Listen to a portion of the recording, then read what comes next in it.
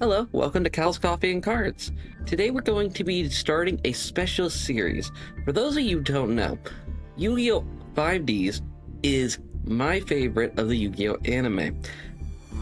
As any of you guys who watch my channel regularly know, I am a huge Yu-Gi-Oh player, although I do other card games. And I have always wanted to, and was for the longest time incapable of doing, archetype videos based on the signer dragons from Yu-Gi-Oh 5DS. Well, they finally gave the last archetype, the last signer dragon, its archetype, the ancient fairy archetype. And I am so excited, and I can't wait to test this out. It's not in Master Duel yet, which is unfortunate because that is my way of dueling, but I will be doing a deck profile of it for future reference later. The one we are going to be talking about today is the Archfiend archetype, which is the Red Dragon Archfiend, which is the signer dragon of Jack Atlas, who is, well, not a villain, he is an antagonist, at least at the beginning of the show, much like Seto Kaiba was for Yugi back in the day. Not necessarily an enemy, but not necessarily a friend. And his Red Dragon Archfiend was, for the longest time, I think it was one of, if not the first archetype to come out of the 5Ds era. That might actually be the main characters, Yuseis, or they may have came out at the same time, but either way. So we're going to be going over the Red Dragon Archfiend deck today. So let's get into it. I actually have one built, and you can actually get a structured deck of this for Master Duel, which is the one I actually have here. So, okay. Yes, I know, I wasn't on the thing for 2 seconds. I'm sorry, game. Let me move myself over. Whee! Okay, so this is the structure deck, Crimson Power Force. And it's what we'll be going over today, and I'll be showing you how to use it. So, what are its main cards? Well, it's based on these Resonator cards. Basically, these Archfiend Resonators and Fiend cards. Really useful, really powerful. They're just tuners that get other tuners on the field.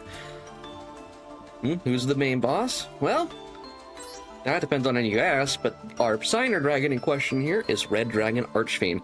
What does it do, you may ask? After damage calculation, if this card attacked and attacked an opponent's defense position monster, destroy all defense position monsters on your opponent's side of the field. Once per turn, during your end phase, destroy all other monsters you control that did not declare an attack this turn. This card must be face up on the field to activate and resolve these effects. It has 3,000 attack and 2,000 defense. This lovely nightmare of a monster up here was a really good card back in the day and still is.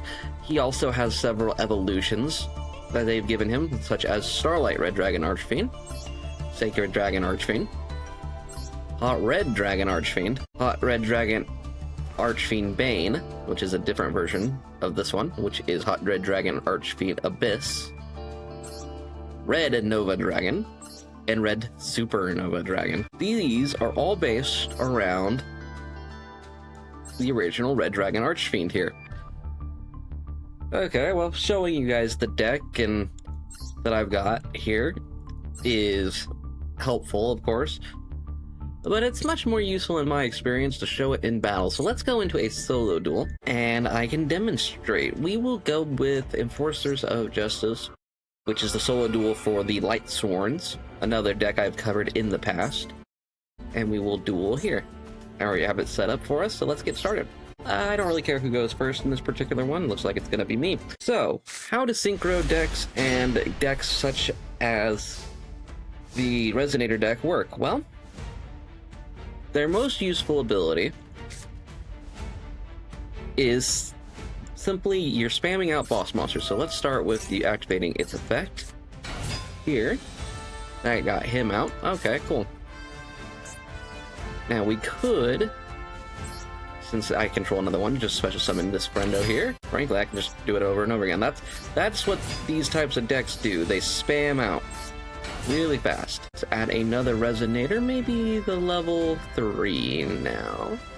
Let's go with Soul Resonator, and we'll summon that one normally. Activate its effect to add Synchron Resonator to my hand. Why not?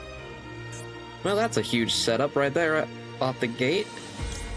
And we have several options that we could do. Let's start with a simple one. We'll do a Red Rising Dragon. This coincides with the resonators, so you want to be able to just, boom, done.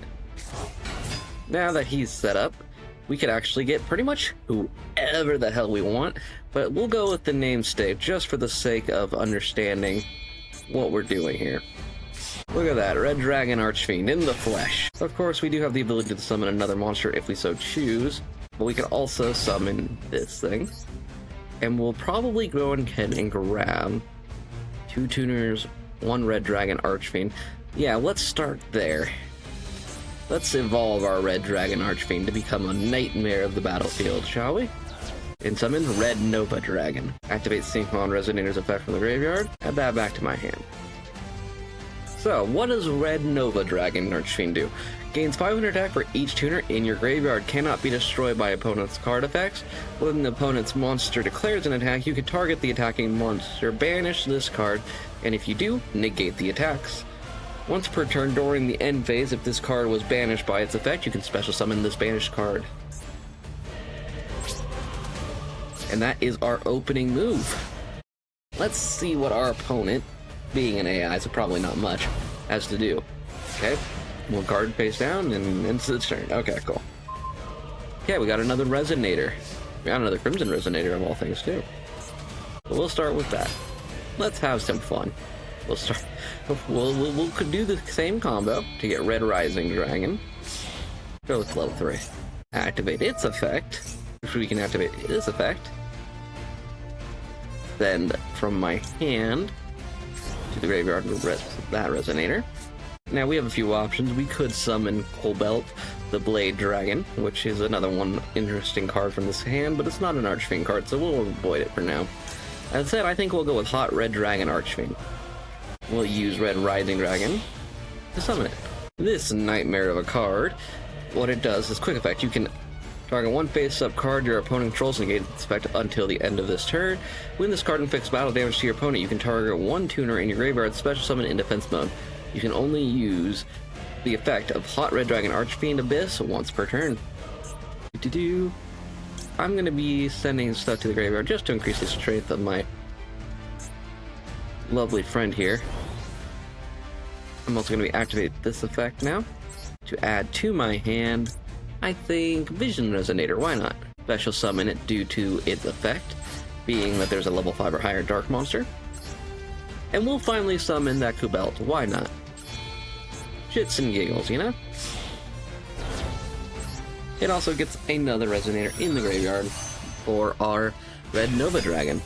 Activate Cobalt's effect. Destroy. Yeah. Now I could. Yeah, why not? Let's see. What should we add to our hand here? Why don't we get Crimson Gaia? Crimson Gaia, during your main phase, you can add 1 Dragon Archfiend or 1 card that mentions it from your deck or your graveyard to your hand. As you can see, this is quite the formidable force we've got going on here. We'll go ahead and activate its effect. Grab you, do a direct attack, and we're going to be immediately negating that. And that's the game. I think you guys got a gist of how Archfiends work. Let me switch us back to our normal screen here.